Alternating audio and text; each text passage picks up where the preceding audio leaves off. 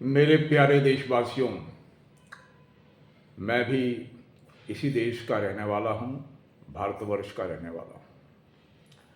तो देखिए, हम अपने देश की सेवा बिना आर्मी के जवान बने, बिना पुलिस ऑफिसर बने भी कर सकते हैं। वो क्या है कि आप जिस भी क्षेत्र में हों, उसमें अपना ईमानदारी से अपना योगदान देके देश के प्रति समर्पण भाव से आप देश के लिए बहुत कुछ कर सकते हैं। मान लीजिए कोई डॉक्टर है, तो उसकी जो अपनी ड्यूटी है पेशेंट को देखने की, वो निस्वार्थ भाव से, मेरा मतलब है पैसा तो उनको चाहिए, फी तो उनको चाहिए, लेकिन हमारे यहाँ बहुत सारे डॉक्टर हुए हैं। डॉक्टर विधान चंद्र राय, उन्होंने बड़ा अपना सुनाम हासिल किए डॉक्टरी में। वो फ़ी लेते थे और गरीबों को फ्री में इलाज करते थे, और बाद में वो पश्चिम बंगाल के मुख्यमंत्री भी बने।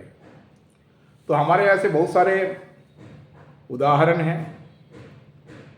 मान लीजिए कोई ड्राइवर है, वो समय पे गाड़ी पहुंचाए, गाड़ी को टाइम पे स्टार्ट करे, टाइम पे गंतव्य पे पहुंचाए, बिना यात्रियों के कष्ट के, है ना, अपना ड्यूटी करे।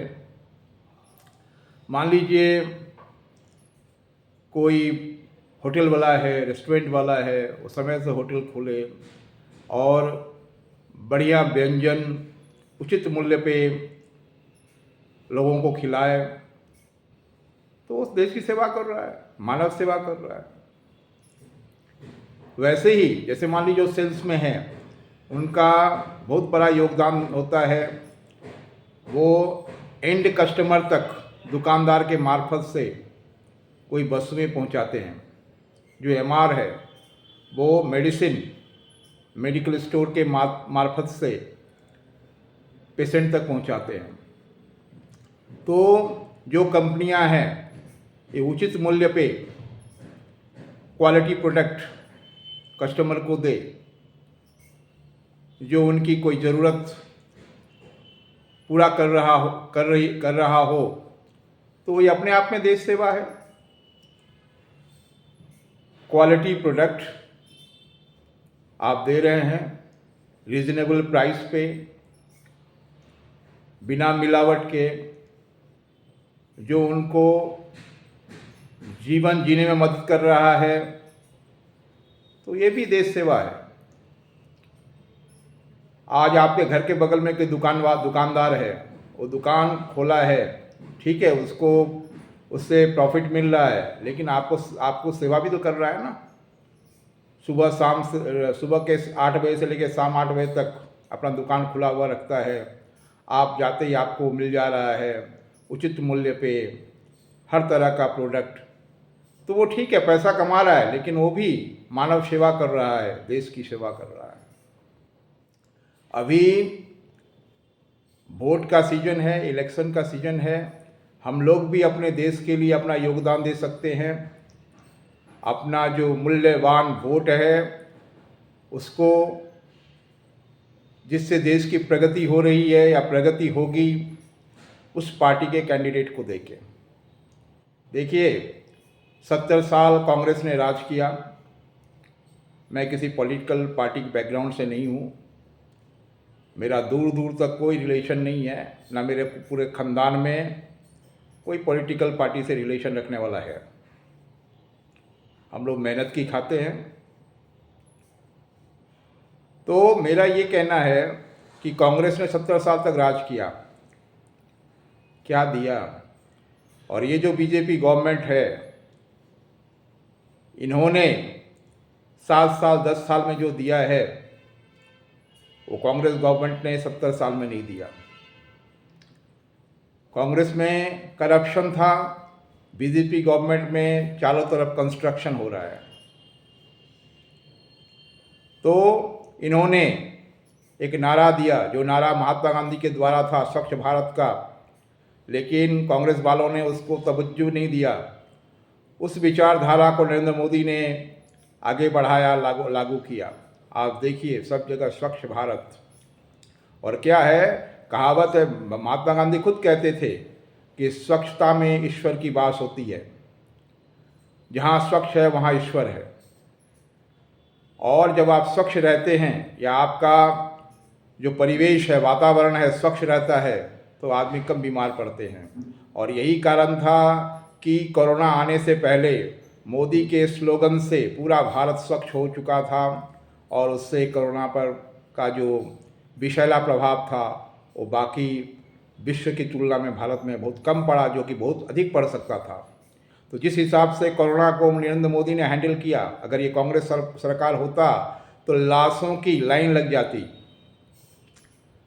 आज जन धन योजना के तहत करोड़ों लोगों के बैंक अकाउंट खोले गए।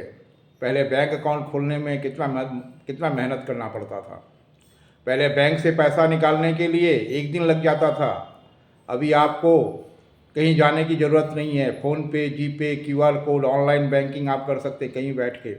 न इलेक्ट्रिसिटी ऑफिस जाना है आपको, न टेलीफोन बिल की जमा देने के लिए आपको टेलीफोन ऑफिस जाना है, न बैंक में पैसा जमा देने के लिए आपको बैंक में जाना है।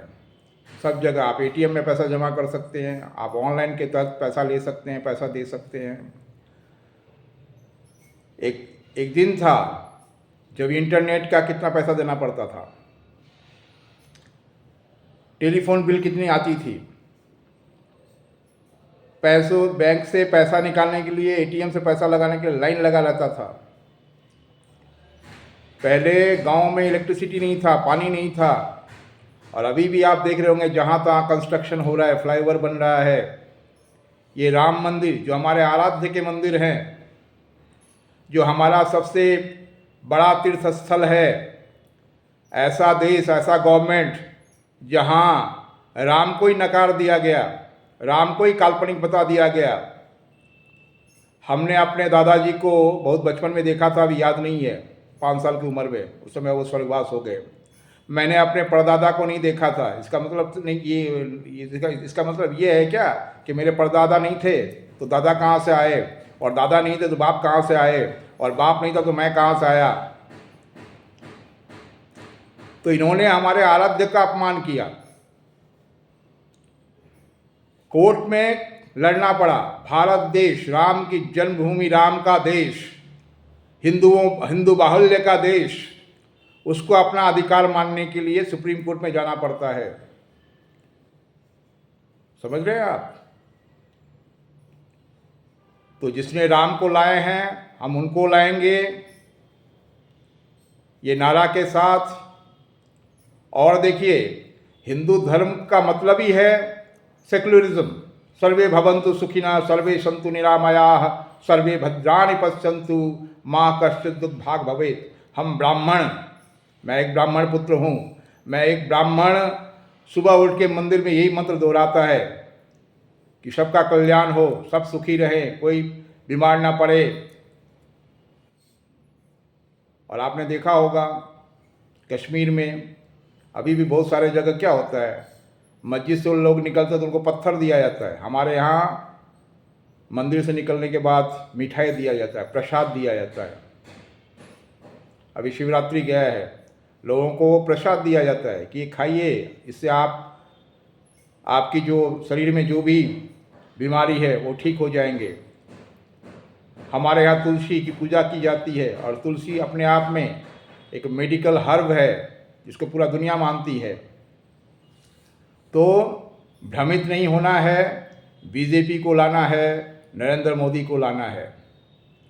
Vote for BJP, vote for development, vote for construction, not for corruption. धन्यवाद, थैंक यू। जय हिंद, जय भारत, भारत माता की जय।